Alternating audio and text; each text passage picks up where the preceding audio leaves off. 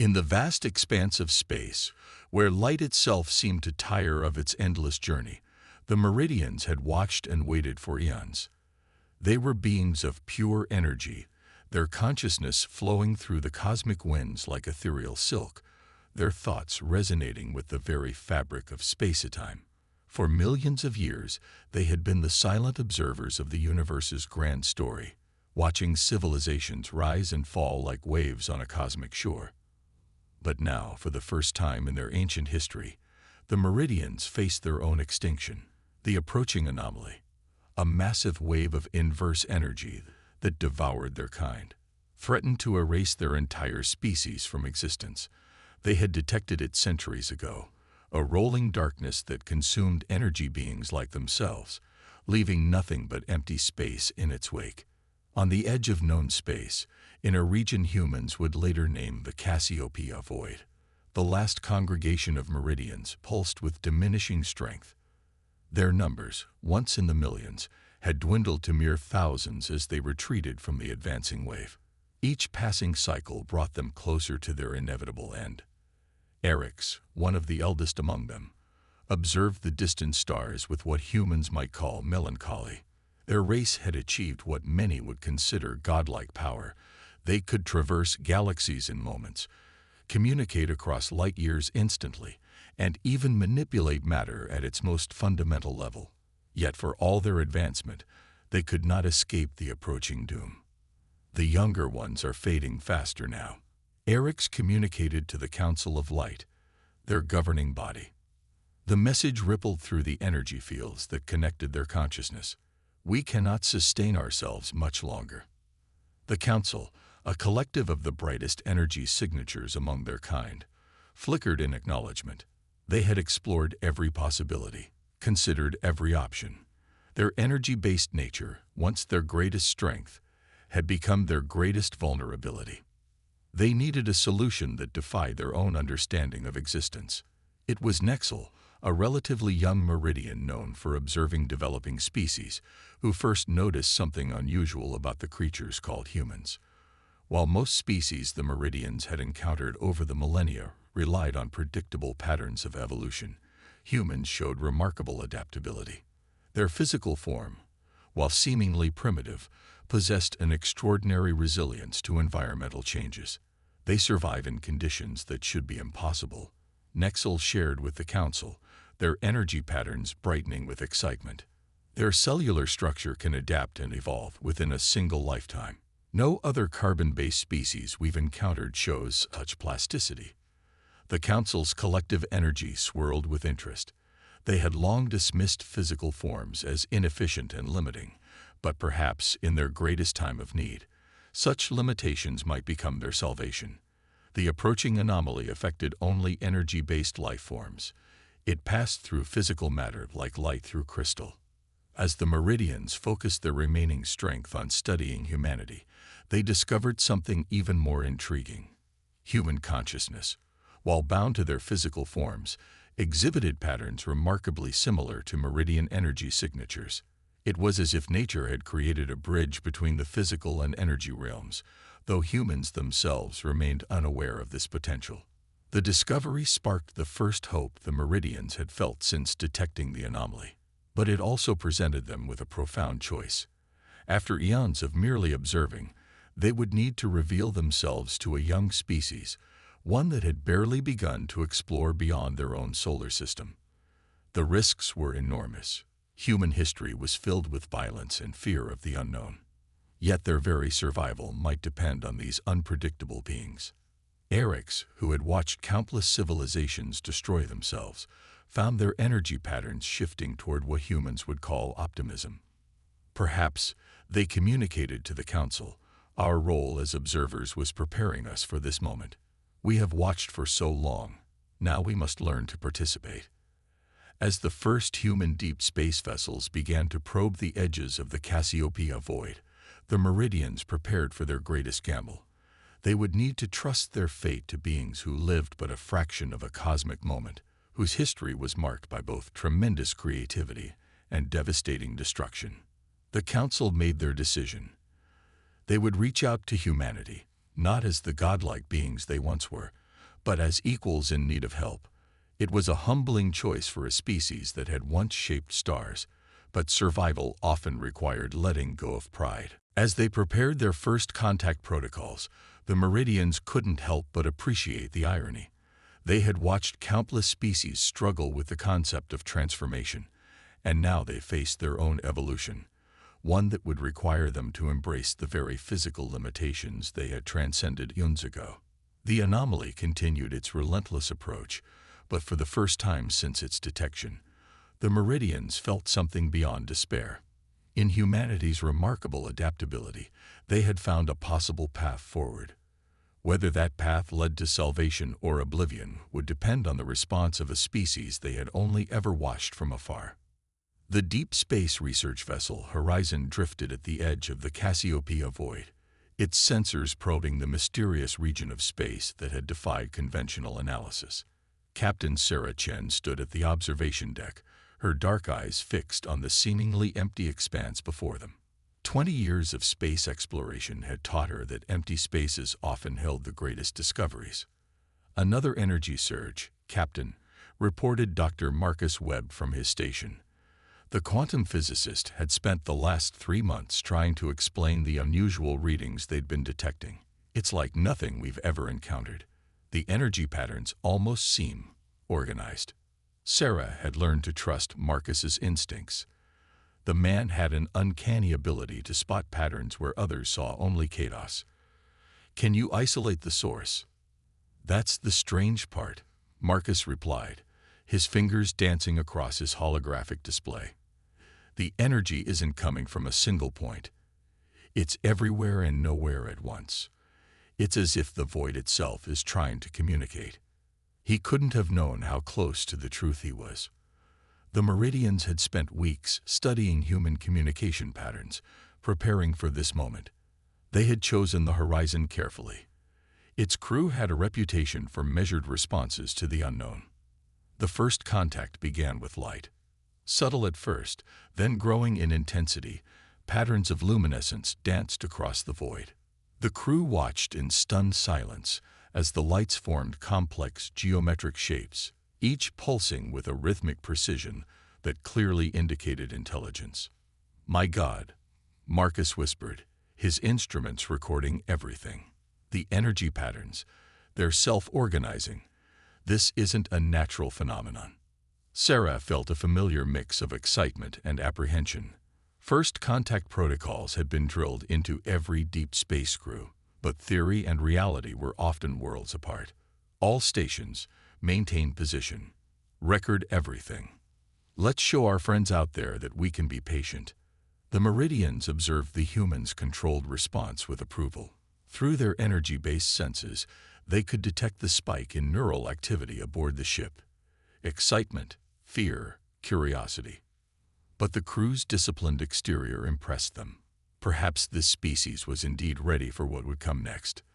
The light display shifted, forming patterns that increasingly resembled human language.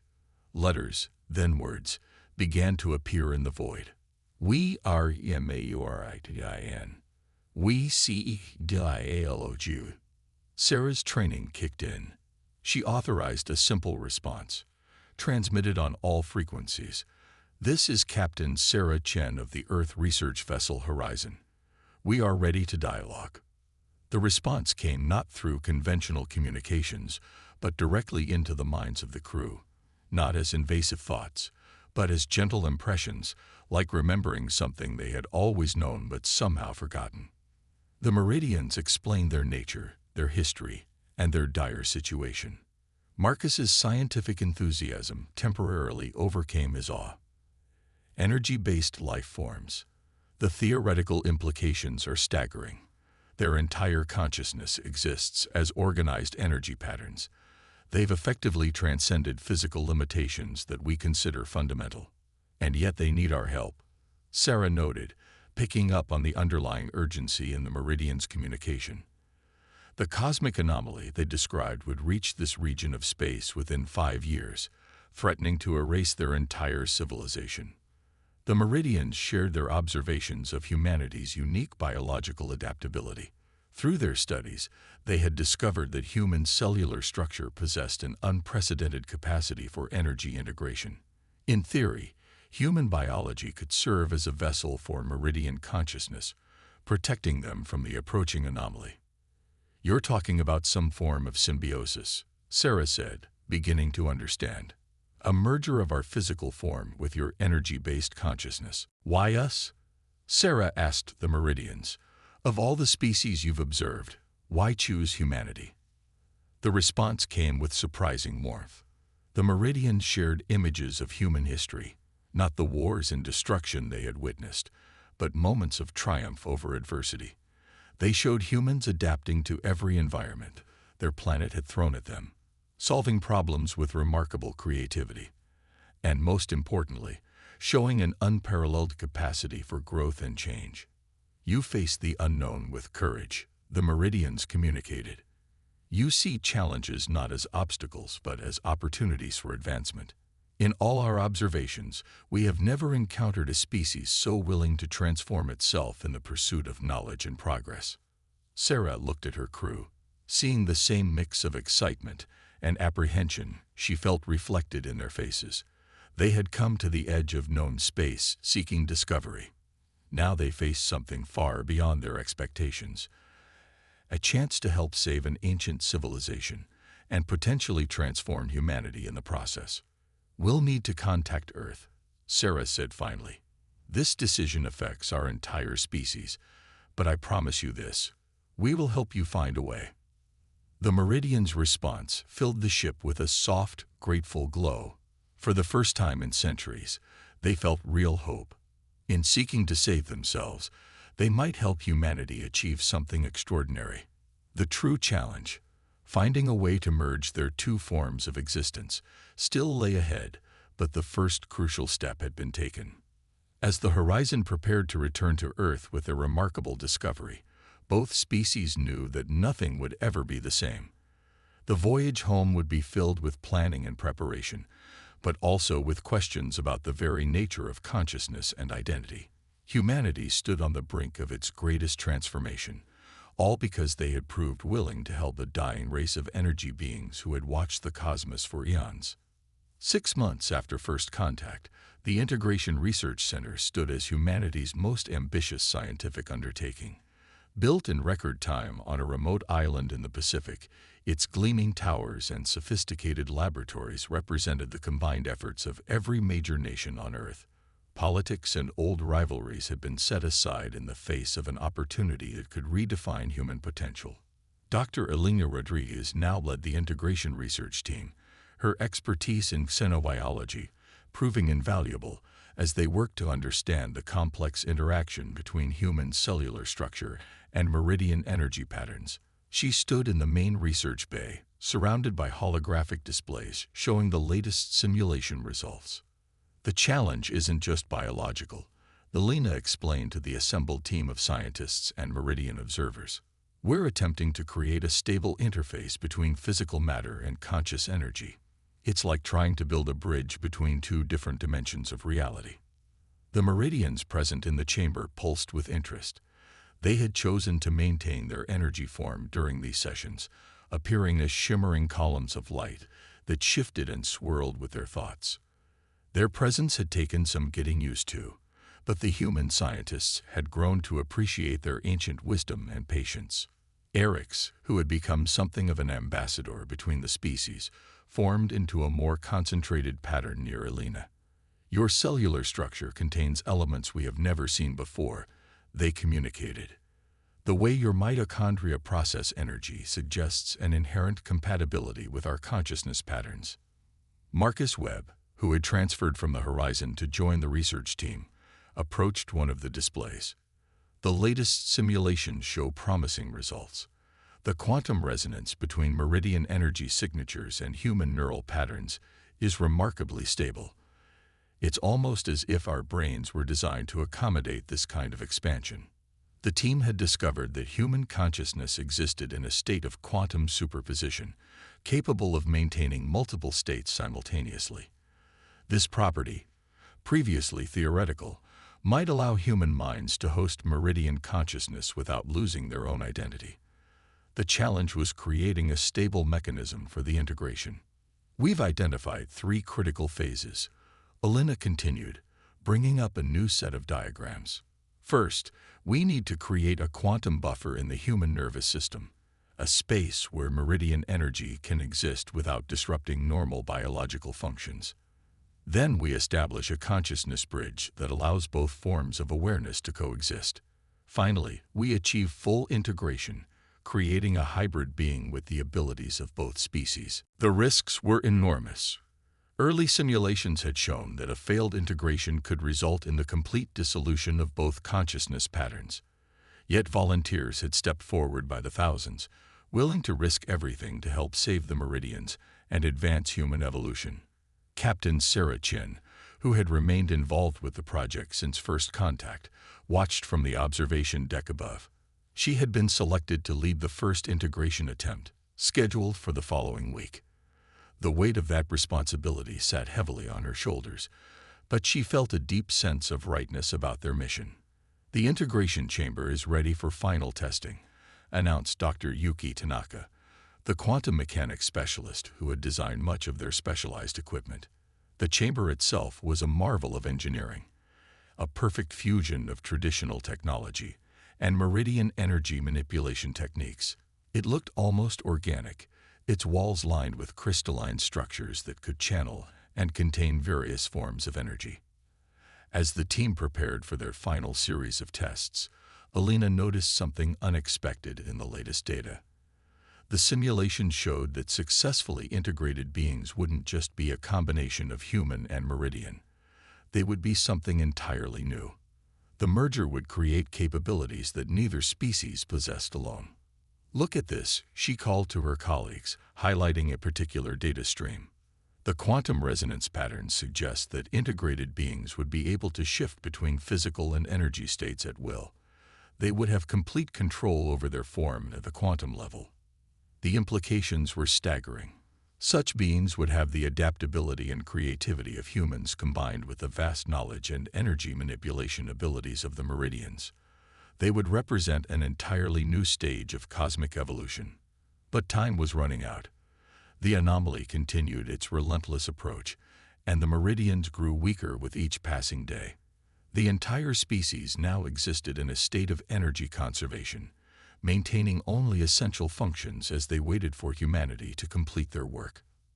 Sarah joined the research team on the main floor, her presence drawing attention from both humans and meridians. "Dr. Rodriguez," she said, her voice steady despite the gravity of the moment, "I'd like to begin the final preparation phase. We can't afford to wait any longer." Elena studied her friend's face, seeing the same determination that had guided them since their first encounter with the meridians. "Are you sure you're ready? The simulations are promising, but there's still so much we don't understand." "I'm sure," Sarah replied, her gaze taking in the assembled beings, human and meridian, who had worked so hard to reach this point. "We've come too far to hesitate now. The meridians trusted us with their survival. It's time we proved that trust was well placed." The integration chamber hummed with potential energy as the team began their final preparations. In 1 week, they would attempt something unprecedented in the history of either species.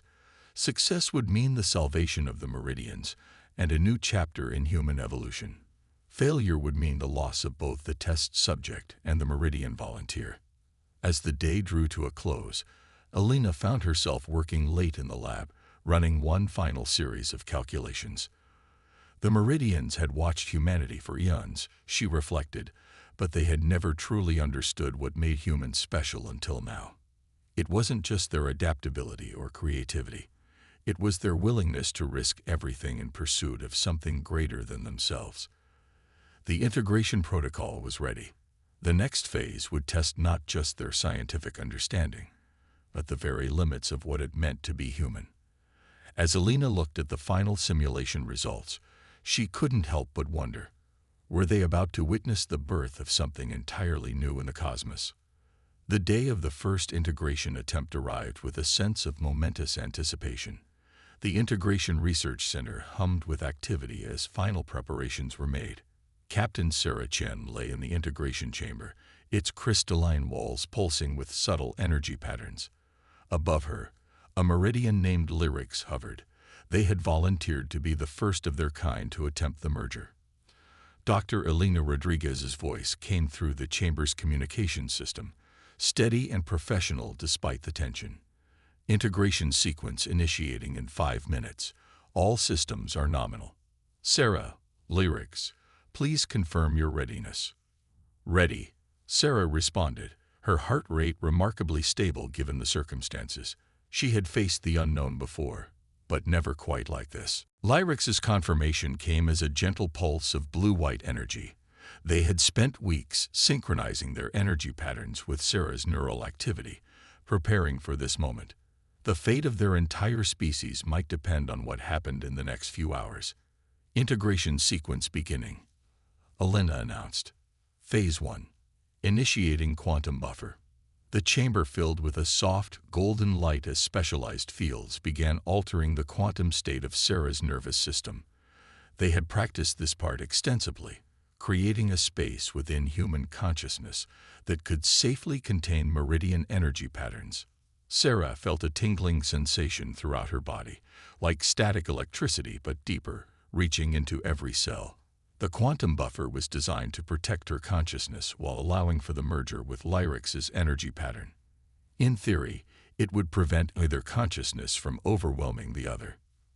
Phase 1 complete, Elena reported. Quantum buffer stable. Moving to Phase 2, consciousness bridge formation. This was the crucial moment. The consciousness bridge would allow Sarah and Lyrics to begin sharing awareness while maintaining their individual identities. It was the most delicate part of the procedure, where the slightest misalignment could cause catastrophic feedback. As the bridge began to form, Sarah felt something she could never have prepared for. Her awareness expanded exponentially, reaching beyond the physical limitations of her body. She could sense Lyrics's presence, vast and ancient, full of memories that spanned millions of years. Neural patterns are fluctuating. Marcus called out from his station, but still within acceptable parameters. Suddenly, warning alarms blared. The energy readings from the chamber began spiking erratically. Sarah felt a surge of panic, not her own, but Lyrics. The meridian's energy pattern was destabilizing, threatening to collapse. Emergency protocols. Elena shouted. We need tow. But Sarah had already made a decision. Instead of retreating from the destabilizing connection, she opened herself fully to it. Her consciousness reached out, embracing Lyrics's failing energy pattern. In that moment, she understood something the simulations hadn't shown. The integration couldn't be forced through technology alone. It required a willing surrender from both beings. Sarah, your neural patterns are going critical. Elena's voice was urgent. We need to abort. No. Sarah managed to speak, though her voice sounded strange to her own ears. Trust me. Trust us. What happened next defied their scientific understanding. Sarah's consciousness and Lyrics's energy pattern began to interweave, not through the carefully designed protocols, but through a natural resonance neither species had anticipated. The quantum buffer they had so carefully constructed wasn't containing the merger. It was actually hindering it. The buffer, it's dissolving, Marcus reported, his voice filled with wonder. But the integration, it's stabilizing on its own. Inside the chamber, Sarah experienced a transformation beyond anything she had imagined. Her awareness expanded to encompass both physical and energy states simultaneously. She could feel the subtle quantum fluctuations in the air around her, sense the electrical impulses in the equipment, and still maintain her human identity. Lyrics's vast knowledge and experience became accessible to her, not as an intrusion, but as a natural extension of her own consciousness. Together, they were creating something entirely new, a hybrid form that could exist in both physical and energy states. Integration complete, Elena announced, though her voice betrayed her amazement. But these readings, they're unlike anything we predicted. Sarah opened her eyes, though that term no longer quite described what she was doing. She could perceive the world around her in multiple spectrums simultaneously. The room was filled with patterns of energy she had never noticed before, dancing through the air like auroras. She sat up, and the movement felt both familiar and strange. Her body responded normally, but she could also feel the energy patterns flowing through and around her. With a thought, she shifted her form slightly, allowing some of her mass to convert to pure energy before returning to solid state. "The integration," she said, her voice carrying harmonics that made the air shimmer. "It's not about containing one consciousness within another. It's about creating something new, something that both species can become together." The assembled scientists and Meridians watched in awe as Sarah demonstrated abilities that went beyond their theoretical models. She could shift between physical and energy states at will, manipulate quantum fields directly, and access both human and Meridian consciousness simultaneously. But there was no time to fully explore these new capabilities. The anomaly was approaching faster than expected, and they had only weeks to complete the integration process for the remaining Meridians. The success of Sarah and Lyric's merger had proven it was possible, but it had also shown that their original approach needed to be completely revised. "We need to redesign the integration protocols," Belina said, already making notes as she studied the data from the successful merger. "The technology should facilitate the natural resonance between species, not try to control it." Sarah nodded, experiencing the gesture both physically and energetically. The Meridians were right about humanity's potential, but not in the way they thought. "We're not just compatible with their energy patterns, we're capable of evolving alongside them." As the team began adapting their protocols based on this new understanding, Sarah felt a deep sense of optimism. The path ahead would still be challenging, but they had proved that humanity and the Meridians could do more than just survive together. They could transcend their original limitations and become something greater than either species had imagined. 3 months after the first successful integration, the Cassiopeia Void had transformed from a region of empty space into a hub of unprecedented activity. Thousands of successful integrations had created a new species that embodied the best qualities of both humans and Meridians. These hybrid beings could shift seamlessly between physical and energy forms, their consciousness spanning both realms of existence. The approaching anomaly, once a harbinger of extinction, was now less than a month away. But the atmosphere in the Integration Research Center was one of confident preparation rather than fear. Sarah Chen Lyrics, as she now called herself to honor both aspects of her merged consciousness, stood at the center of their preparations. "The final integration group is ready," she announced to Elena and the assembled team. Her voice carried the harmonic resonance that had become characteristic of successfully merged beings. "We'll complete the process well before the anomaly arrives." Elena nodded, still amazed by how far they'd come since that first chaotic integration. The revised protocols, based on facilitating natural resonance rather than forcing technological solutions, had proved remarkably successful. Not a single integration had failed since they'd adopted the new approach. "The real question," Elena said, reviewing the latest data, "is what happens after. These integrations, they're creating something beyond what either species imagined possible."